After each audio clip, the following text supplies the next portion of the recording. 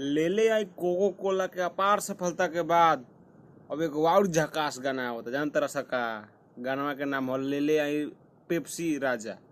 ले ले आई राजा पेप्सी ऐसा ही कोनो गाना का पोस्टर पर देख लो।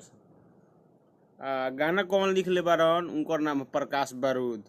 तो जौन ले ले आई कोको कोला के सलाई नियर मान के बारूद में लगा दिलन प्रकाश बारूद कि साफ 300-400 मिलियन 500 मिलियन एक सीजन में चल गए वही आ गल बा ले ले आई पेप्सी राजा।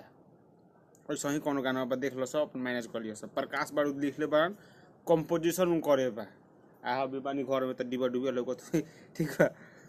तो बात कुछ ऐसा नहीं बाकी बहुत ही ज़बरदस्त गाना होखे वाला बा आ नया चैनल से आवता।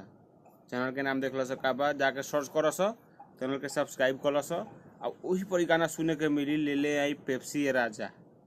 ठीक है तो ये अपडेट कैसन लागल कमेंट करो सब। वीडियो के जहाँ बुझाए मौसा लगे मौसा के बाबू लगे मौसा के भाई लगे शेयर करो जम के ठीक बा।